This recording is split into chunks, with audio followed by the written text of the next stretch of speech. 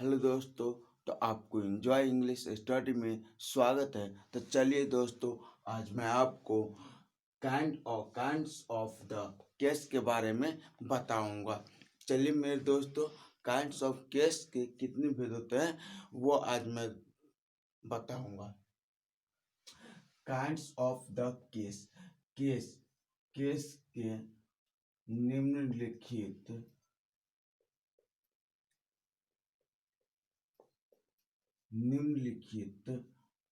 चार भेद के होते हैं। चार भेद होते हैं। पहला पहला क्या होता है ये आपको समझना है। पहला क्या होता है? पहला होता है नॉमिनेटिव केस। नॉमिनेटिव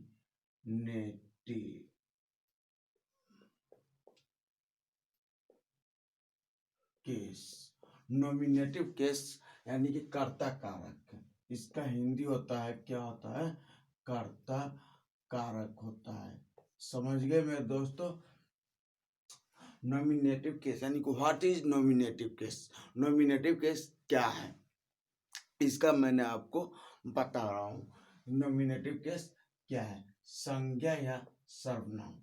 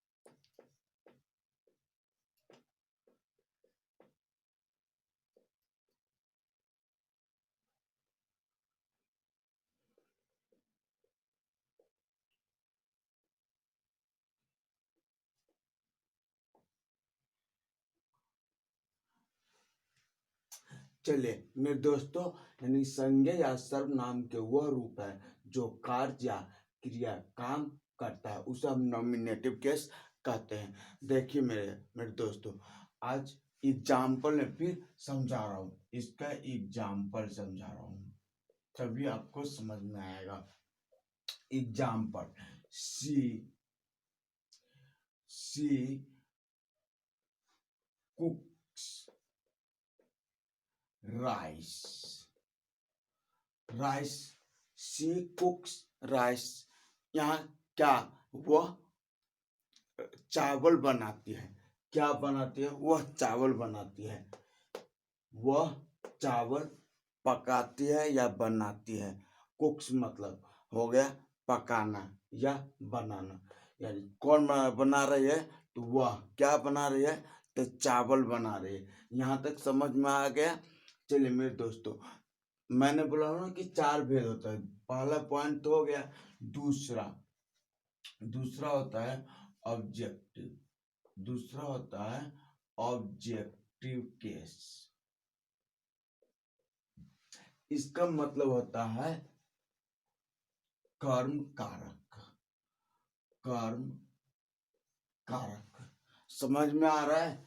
चलिए मेरे दोस्तों, तो व्हाट इज ऑब्जेक्टिव केस यानी कि what is objective case? Objective case क्या है? चलो आज फिर इसको मैं तुमको समझा रहा हूं। संज्ञा या सर्वनाम का संज्ञा या सर्वनाम का वह रूप है जो इसका प्रयोग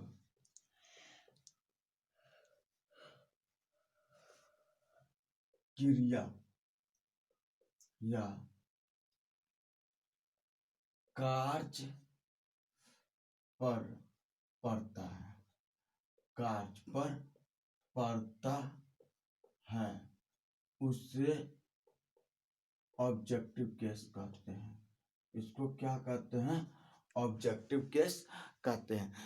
ऑब्जेक्टिव केस कहते हैं संज्ञा या सर्वनाम का वह रूप है जो इसका प्रयोग क्रिया या कार्य पर पड़ता है, उसे हम ऑब्जेक्टिव केस कहते हैं। चलिए, मैंने आपको एग्जाम्पल में ये भी वीडियो आपको बता रहा हूँ। एग्जाम्पल यानी कि Ram called me. Ram called me यानी कि राम कॉल्ड मी, राम मुझे फोन किया। किसको? मुझे फोन किया। यहाँ पे किसको? मुझे फोन। मैं क्या हुआ? मैं क्या हुआ? कारक ना, यानी कि कार्य कर रहा है। राम क्या किया? यानी कि राम कॉल किया। ये बात समझ में आ गया। चलिए मेरे दोस्तों, अगला पॉइंट तीसरा मैंने आपको तीसरा पॉइंट आते हैं। तीसरा पॉइंट पे आते हैं पोसेसिव केस।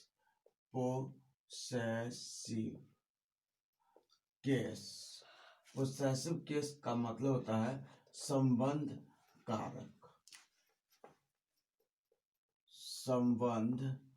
कारक। What is possessive case? Possessive case क्या है? तो आपको फिर इसका यानी कि ये होगा संज्ञा या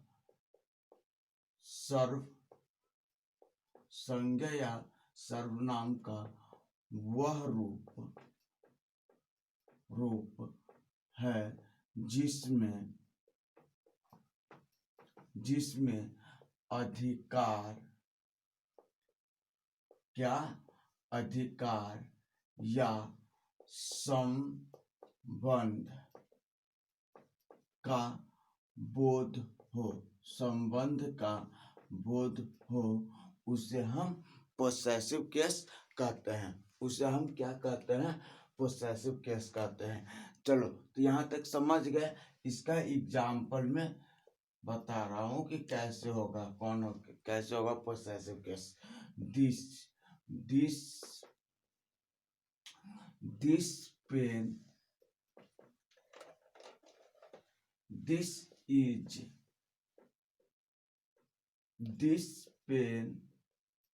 is mine.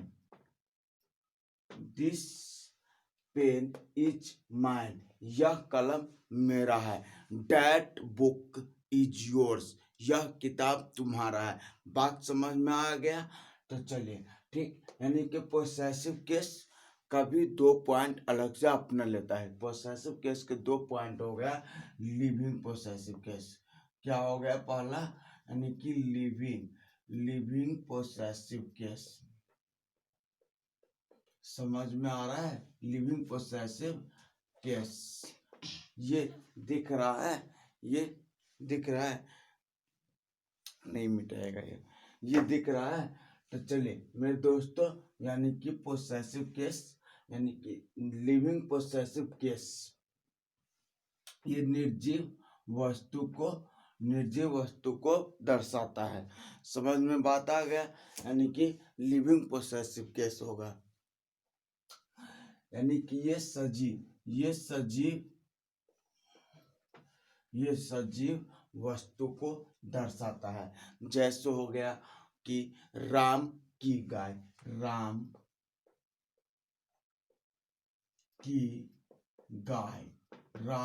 गाय, इसका बनाओ राम की गाय, मतलब यानी कि काव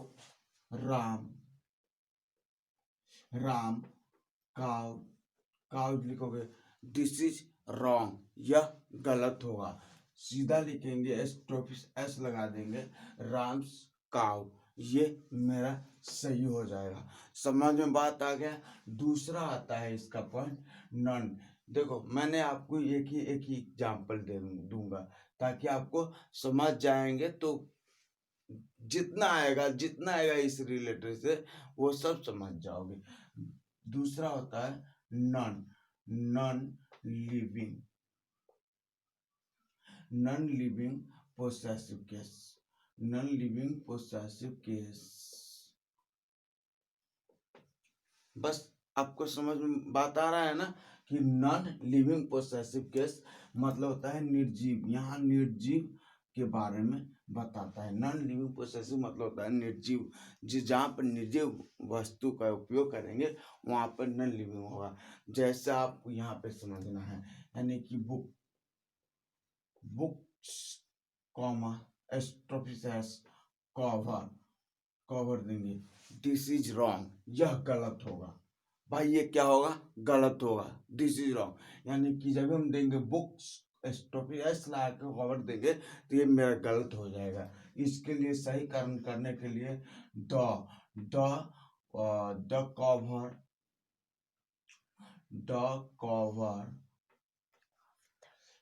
कवर ऑफ द बुक,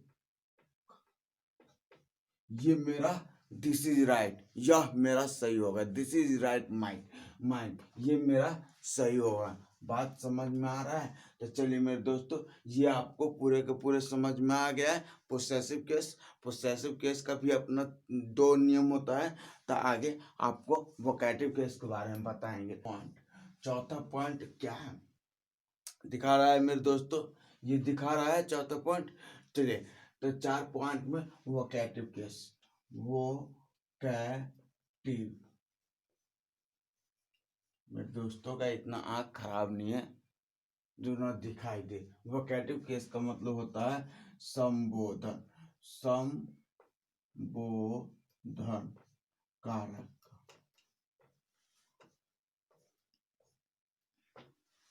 संबोधन कारक। चलिए मेरे दोस्तों, इस यानी कि मार्कर खराब है, मार्कर का लिंक खत्म हो गया है, इसलिए मैंने आपको ये लिखा ही बोल रहा हूँ, इसको समझ लेना। नहीं तो जो दिखाई देगा तो इसको लिख लेना।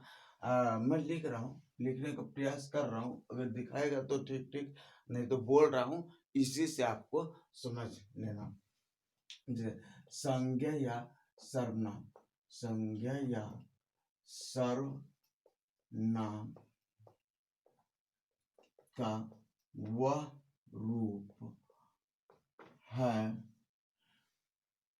जिसका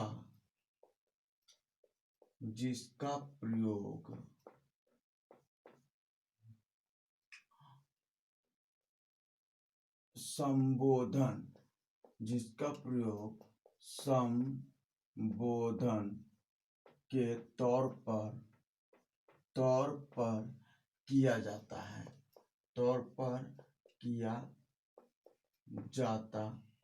है, उसे हम वोकेटिव केस कहते हैं। उसे हम क्या कहते हैं?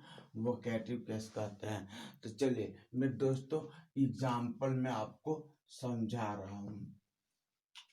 जैसे होगा, यानी कि संज्ञा या सर्वनाम का वह रूप है जिसका प्रयोग संबोधन के तौर पर किया जाता है। एग्जाम्पल में, यानी कि राम्स कम हेयर। बात समझ में आ गया? या सीधे बोलोगे कम हेयर कॉमा राम, ये मेरा भी सही होगा और ये भी सही है और दोनों सही होगा। यानी कि यहाँ पे लिख देंगे कम हेयर राम, कॉमा देके, ये नहीं कि कॉमा छोड़ देंगे, राम, ये मेरा भी, ये भी सही होगा। Sit down the Ram, sit down comma Ram, या राम कॉमा सिट डाउन, ये भी मेरा सही होगा।